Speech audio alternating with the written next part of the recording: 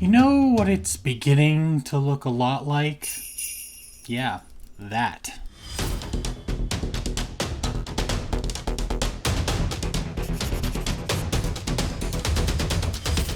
One Page Rules Battle Sisters are out this month.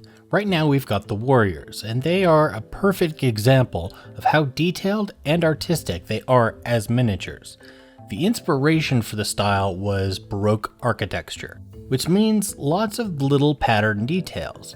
And while that may seem difficult to paint, I don't think it will be. Because like OPR's creator Gaetano said in one of his recent live streams, the Baroque style is very highly ornamented, but it's all the same material, so it's extremely detailed, but it's all gold. Whilst the Baroque style does seem very highly ornamented and maybe even complicated to paint, it's all essentially the same color. So I want to show off that theory in practice, but in a more holiday theme, which means a copycat color scheme. The subject of the copying being the big man of the season's wife, Mrs. Claus. I mean, I am copying to a sister after all. Obviously, mostly it'll be red all over, with some white trim and black boots, but this little touch of green I think will make for a great glow color.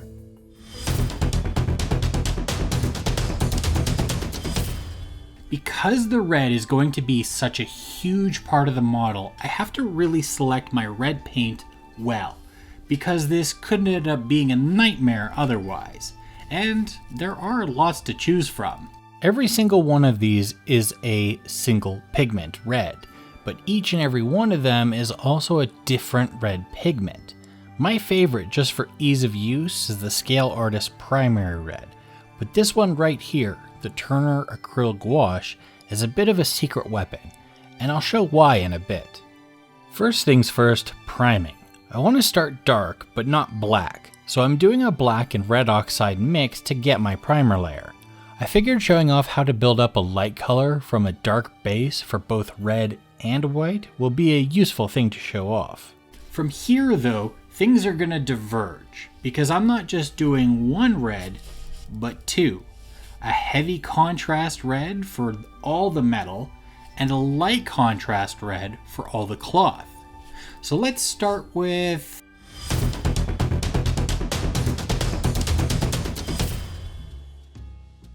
my dual contrast theory goes like this. Something that had a shine to it, like metal, would have way more contrast than a cloth. So I can make the same red look like different materials by reducing the contrast even if I don't change the techniques. So that's why I'm filling out my palette right now, starting with the heavy contrast and going from a dark to a pure red. Then with the low contrast, I'll start from a brighter red source and make my way up to that pure red again. For the red armor, I think I want to start even darker than my primer layer here. Like I said, heavy contrast. So use the same start, a red oxide and a black, but with way more black. The good news is it won't be too difficult because this is super opaque and not that far off the primer, so only one layer of this should be good. For my first layer, it's going to catch a lot of surface, but I want to make sure the shadows keep a lot of that darkness.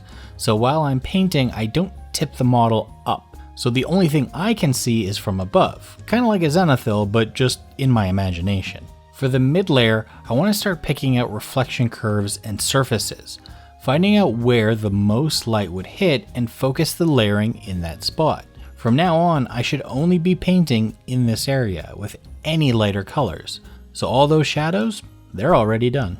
Now this is where my secret weapon comes in.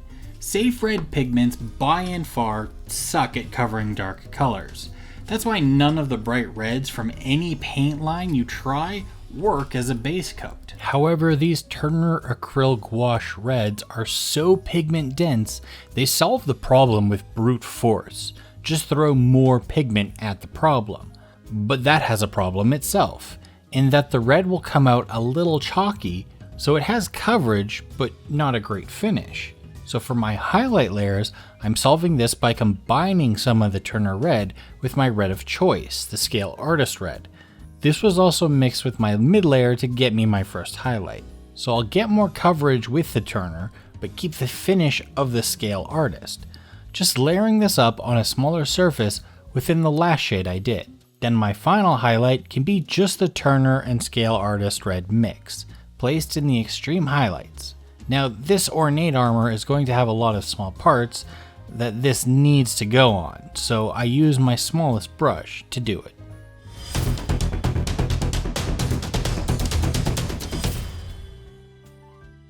When it comes to a low contrast red for the cloth, the basics of it are I want to start from a brighter base coat. So this is mostly red oxide with a bit of my main red added.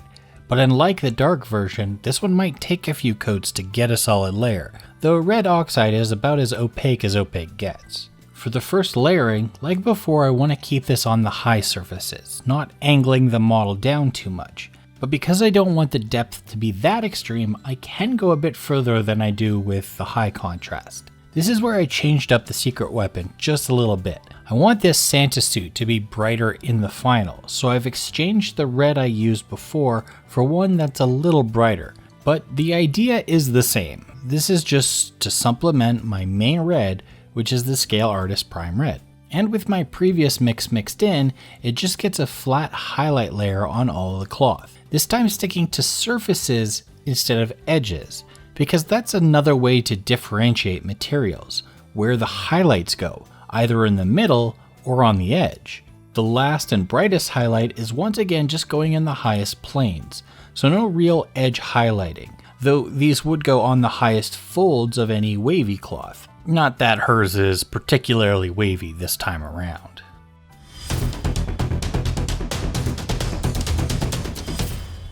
Black boots are a common accessory for the Mrs. Claus, but like the red, there are two places I want to put it. The black boots and gloves, of course, but also the gun and some pipes, which means once again doing one with low contrast and one with high contrast. My colors are going to be simple, just black and white, but when it comes to the low contrast black, I'm going to add a bit of brown as well. It should help give some definition within the low contrast without having to add a sharp white. And well, when it comes to a base coat, the best base for black is black. So this is just a pure carbon black, which I rebase anything I'm painting black in, which thankfully is a pretty simple base to start with too. For the next shade up, it's the black and brown with just enough white that it's more of an IOU than a real mix. This should give me a bit of a separation between deep shadows and my leather surface, which I paint on all the flat areas. And for the single highlight, I'll add just a bit of white, not too much at all, and like I did with the red, layer this up on the highest folds along the boots, straps, and gloves, to finish a simple, low contrast black. For the high contrast, I'm going to go right from the black base coat to slightly darker than 50/50 gray. I'll be using a fine brush to just outline all the edges, but then fill in some panels along the way. This massive jump in contrast will give me a great start to work from, as every other color elsewise will now go within this gray. Now I'll take it to an almost white, but not pure white, painting around most of the sharp edges again, and only filling in the very centers of the last gray layer. It just goes to show that you don't need that many layers to get a high contrast.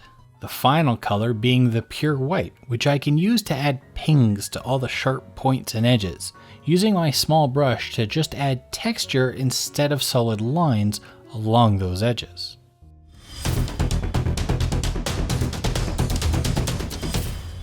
Now how do I go from black and dark red to a nice bright white on all the trim? Why, green of course.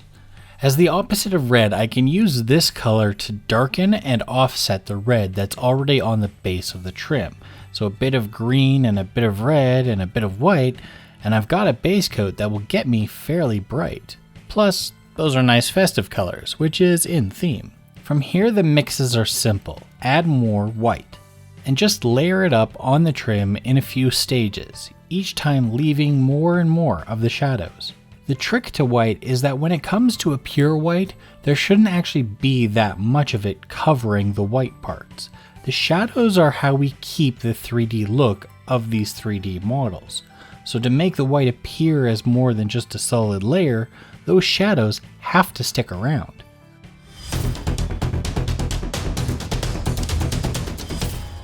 The last thing I did was give her visor a bit of a green glow, just so I could shoehorn in that green in somewhere that made sense.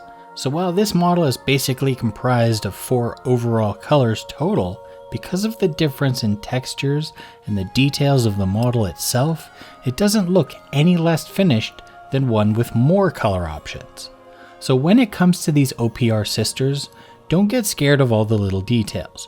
Just work them into the colors you want the model to be, and suddenly they're simple to paint, instead of daunting.